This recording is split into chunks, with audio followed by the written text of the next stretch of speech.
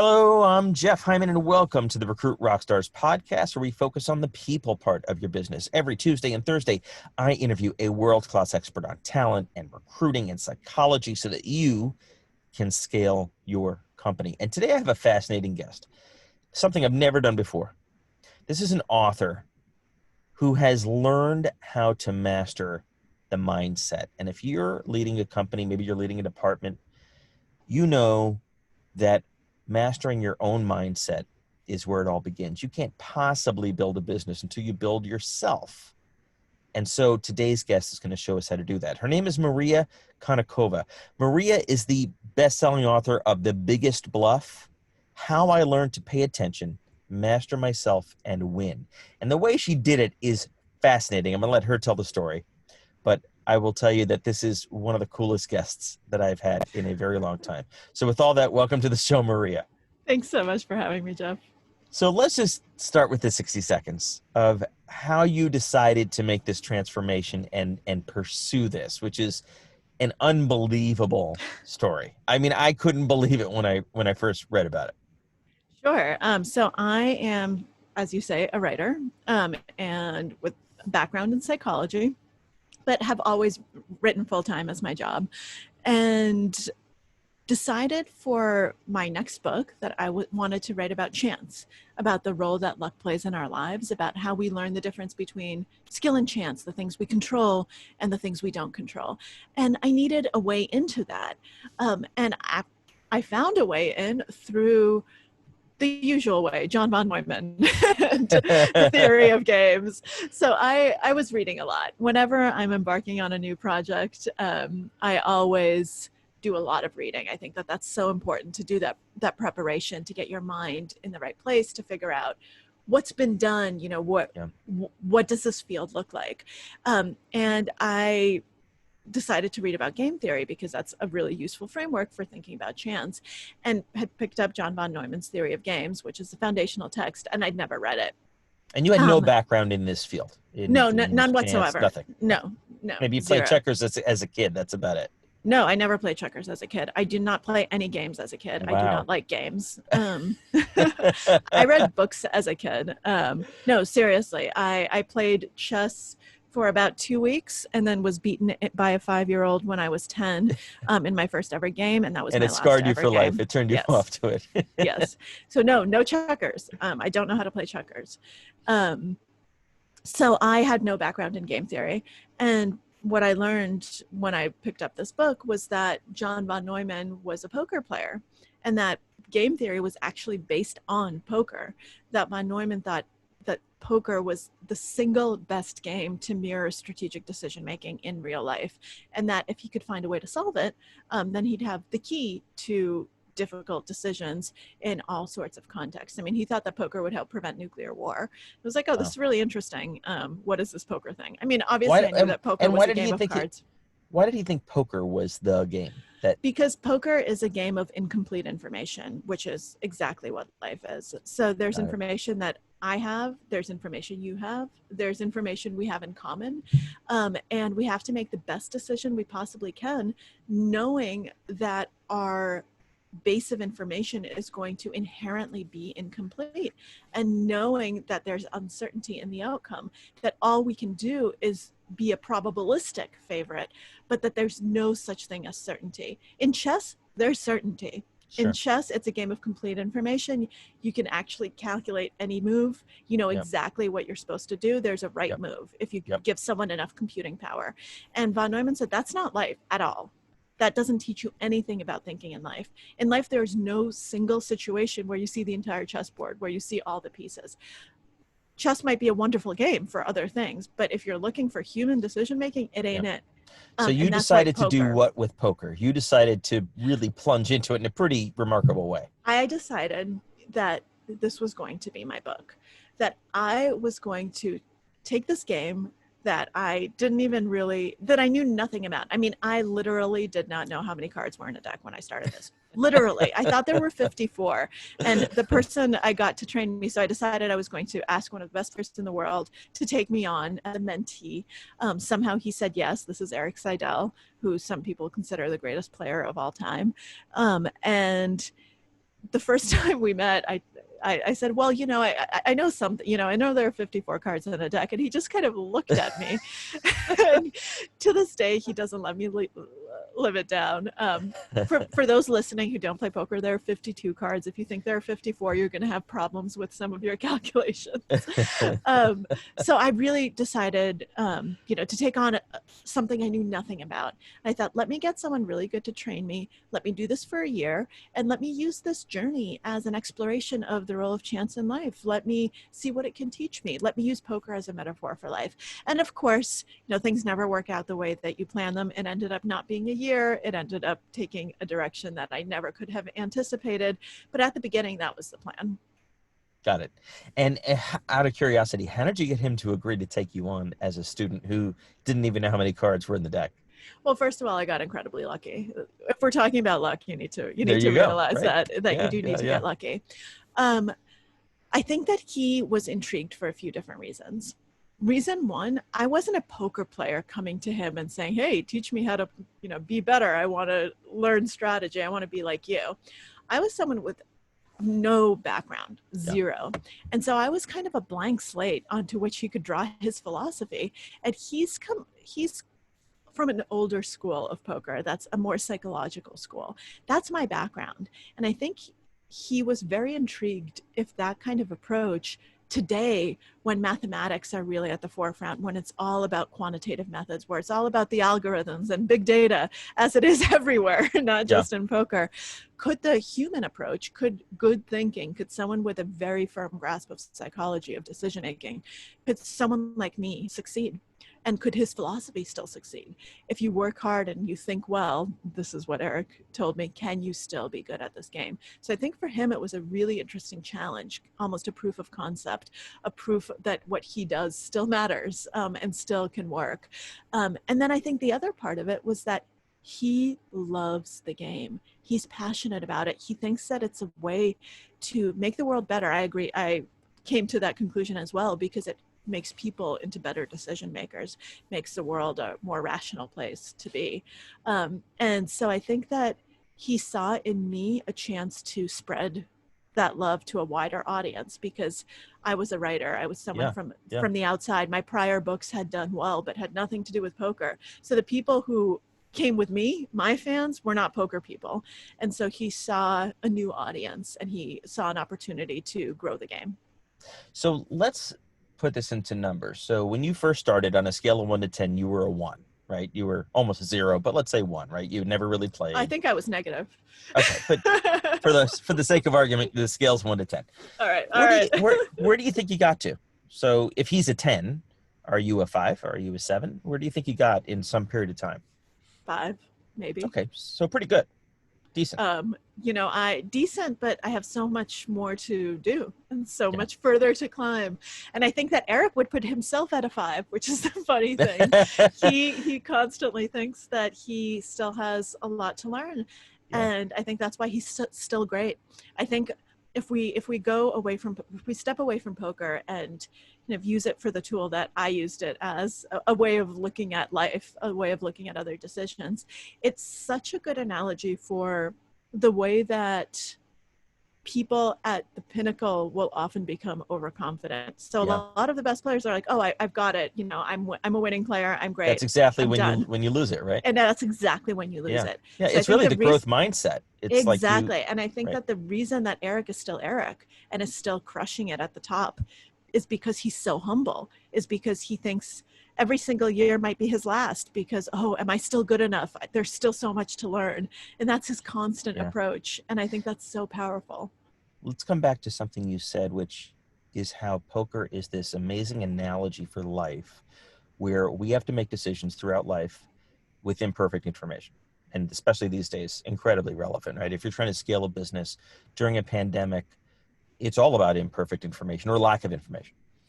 What are a couple of lessons that you learned that are really practical that we can share with the audience about how to do that? How, based on what you learned about poker, you can use in scaling a business, whether it's hiring, raising money, working with customers, with imperfect information or lack of information, and still have a fighting chance of doing well? Yeah, I think the first lesson is actually a very broad one, but I do have to say it first because it underlies everything else, which is that poker teaches you the crucial importance of separating your decision process from the actual outcome of the decision. One of the key things to understand about making decisions under uncertainty is that they're probabilistic, that the best you can do is put yourself in a place to succeed. Make your decisions so that you're 75% favorite, a 60% favorite. If you're a 60% favorite, that's amazing. You want to make that same decision every single time. And then you'll win enough times that way outranks the losses. Yeah. But you know what's going to happen in the immediate term? You might lose. Yeah. It might actually go against you. And if you focus on the outcome, you're going to come to the wrong conclusion. So sometimes you make the wrong decision and you actually get your money in, so to speak, as a 90% dog, and you luck out and you're like, oh, I'm brilliant. No, you're not. Yeah. You got really lucky. You should never do that again. But if you get your money in as a 75% favorite and then you lose, you should do that over and over and over, even if you've lost.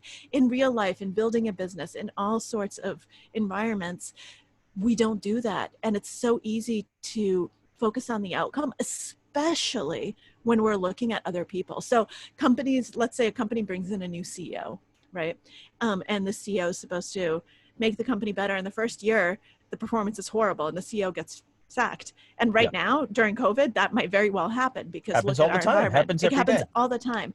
That CEO might have been doing everything right and making the right decisions, but you're actually just judging based on the wrong thing, based on the outcome.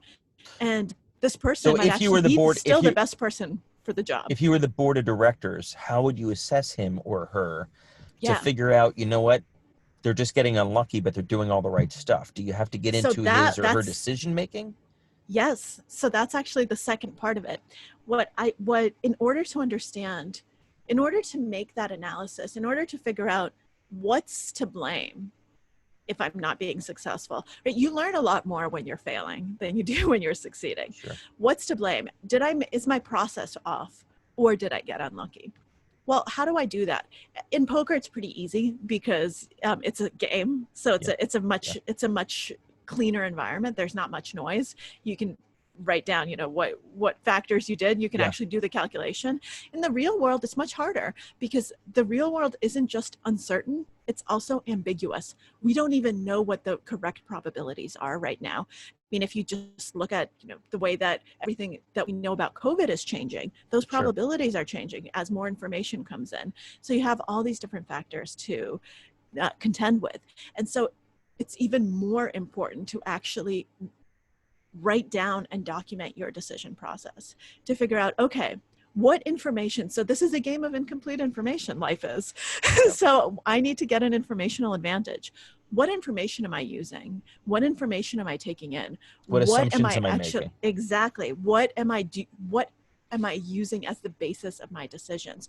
What are the nodes of my decision? What are the steps that I'm taking? Kind of, how did I get from A to B? What is A? What is B? What is C? What were the different steps? And you have to document that in the moment. You're being literal, write it down? Yes, I'm being literal. Because if you can't don't imagine write anyone it down, does that when they make their decisions. I know. CEOs then sit down and say, okay, here's my assumptions and here are the choices. They don't do that. It makes you so much better because what happens with hindsight is you forget. Our hindsight is so incredibly biased. And if you do not have an objective journey log, then you're going to say, oh, well, I knew that was going to happen, or I definitely took that into account. And then you can go back and actually say, oh, wait, no, I didn't. You do not remember. Our memory sucks. And even also, if you're to a memory your point, champion. if you get the right answer, you skew the facts to match your story. Yes. Right. Exactly. And so at the beginning, I ended up working both with Eric, and then I got other coaches, and I ended up working with a mental game coach as well. And I really bristled when he said, you have to make an Excel spreadsheet and write down, these situations, how you respond, like actually write it all down. I said, I don't need to do that. Like, I'm a PhD in psychology. Like, this is I can do this. Yeah. You can't, it helps so much. Like, you cannot underestimate the value of actually taking the time to do it. And over time, it becomes easier because you already have these rubrics, you already have things to play with. And it doesn't take much time at all. But it's such a good mental habit to be in, because how else are you going to be able to figure out how the quality of the actual process differed from the outcome? You're going to be way too influenced by the outcome. And especially when the information is messy and when the world is messy and when the inputs are changing so quickly, you need to figure out, why did I make this assumption? If I'm an investor, why did I invest in this company? Why did I think this was a good investment? Actually write down. I think some of the best portfolio managers They actually actually this. do write down. Those folks Yes. are in the habit of it, right? Exactly. So why not people who are CEOs? Why not people who are entrepreneurs? And it could save your job if you're a CEO and you're getting unlucky, making great, thoughtful decisions, but you're able to take your board through the logic of how you made those decisions, even if you missed the numbers, whatever, and they look at it and say, yeah, that I would have done the same thing. Yeah. Could save your job. Absolutely. Absolutely. You mentioned something interesting, which is the fascinating or the hardest part, which is other people. So, right. So I watch these poker tournaments and everyone has the sunglasses and they seem to have these very unusual personalities. What can you share that you learned about the people part, how that might translate to business if you're negotiating with an investor, if you're negotiating with a candidate to hire her? How do you factor that in? Because you don't know, especially if it's someone you don't know, right? You're steering blind. Yeah. And one of the things that poker teaches you, if you're willing to listen. So all of these things that poker doesn't just randomly teach you. You have to be open to it. You have to be open to it and have the right mindset. But one of the first things that Eric taught me is something very simple that's actually really, really hard. Pay attention. Just two simple words. It's so hard to pay attention. Paying attention takes a lot of work. It's very effortful. It means that you're actually present and you're actually open to all of the information coming in. Give an example in poker. Give an example of so this is, I'm actually getting to that I wouldn't even realize you're paying attention to. So this gets directly at your question about people and about how you can figure out, information about people. So if most people, when they're not in a poker hand, they're on their phone, their mind is elsewhere, they're not playing, and so they're like, oh, I'm bored, I'm not in a hand, what's the latest sports score? What you should be doing is focusing on what the people at the table are doing while they're in a hand. Follow the action. Figure out who are they, how are they playing, what information are they giving off, how are they normally sitting, does that change when they're in a hand, does that change when they're betting, does that change? Just constantly picking up all of these cues that people are giving off all the time. If you just focus on it and take the time to notice it and to write it down. I'm very big on writing things down. It sounds like it. Because otherwise you're going to forget. And otherwise, if you get moved tables and then you're back at this table later, you're like, oh shoot, was it that person or that person who I noticed this about? And are you allowed to refer to notes during Absolutely. Poker? Not while you're in a hand, but you can write things down when you're not in a hand. But it's so important. People give you information all the time. So when you're hiring someone, when you're evaluating someone, actually just shut up for a little bit and listen and let them talk, let them act, see what they're giving off, see what they're telling you. They're telling you so much more than their words. Our nonverbal body language gives off much more information than the words that we say. Like 90% or something, right? It's not quite 90, but it's a lot. and if you're actually present and attentive to those cues, you can pick up on a lot of things that you wouldn't otherwise, because sometimes there's even an incongruity between words and action. So someone's like, oh yeah, I definitely know this. I'm going to be so good at this, blah, blah, blah. And then you see their body language. You're like, this person's full of it. This is probably not someone who's a good hire. It really gives you an unfair advantage in business even if you're decent at it, because so many people suck at it, right? What's an example in poker, you don't have to name names, of something you observed in someone that really made a difference? Can you give an example of, just so the listeners can kind of understand, wow, picking that one cue up changed something. Sure. And I'll give you an outlier example just because it's very illustrative, with the caveat that this does not usually happen. Most players are not this obvious, and usually it's something much more subtle. But I was playing at a tournament, which was actually already it was at a higher level. I think the buy-in was $1,000. So it was, it's not a baby tournament. Yep. And there was a guy at my table, and I realized that if you just paid attention to him as the flop comes out. So the flop, for people who don't play poker, are the first 3 community cards that are dealt face up. And so it's the first new information that you get after you get your own cards.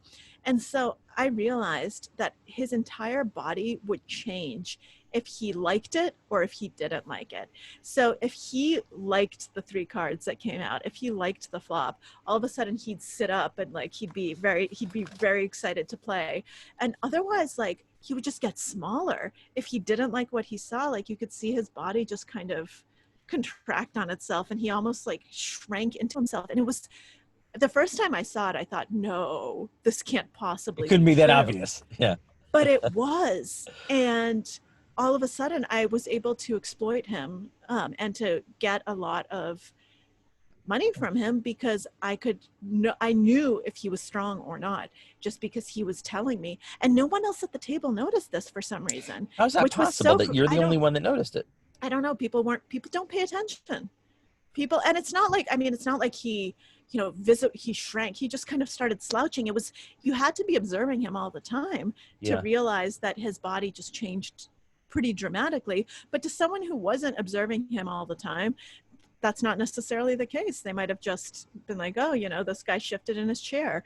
And I was so sad when I got moved to another table, and lost the opportunity to keep playing with him. So that's unique. That hardly ever happens, but when it does, just say thank you and take advantage of it. Fascinating. It's fascinating. So that's when someone says you're a good poker player. That people have said that to me before, but I don't play poker. So I guess that means I'm able to not demonstrate what I'm thinking or feeling at the time. It's more of a blank slate. Well, that means you have a good poker face. That's a little bit different. So I think being a good poker player has a lot of different components. I mean, it's the strategic thinking. It's not letting emotions into your decision process. It's focusing on process, not on outcome. It's being very attentive to other people. It's not giving off a lot of information yourself. It's being able to adjust to other people. It's being able to bluff in the right moments and in the right ways. So there's a lot to it. But I think it means, on the broadest level, if I said that to someone, I would mean, you're a good strategic thinker. It's a fascinating science and a fascinating story and a fascinating book. I can't thank you enough for making the time. Maria Konnikova, the best-selling author of The Biggest Bluff, How I Learned to Pay Attention, Master Myself, and Win. How can people get their hands on this book? It's available wherever books are sold. So wherever you normally buy books. I personally would say, we're in the middle of a pandemic, support your local bookstore. So go on IndieBound or bookshop.org, and they'll hook you up with the local seller that has my book. And even if it's not in stock, they'll be able to get it in stock within a few days. But if you can't do that, then of course it's on Amazon, Barnes & Noble, all the usual suspects. And whatever you do, write it down. Yes. Thank you. Thank you so much, Maria. Thank you so much, Jeff.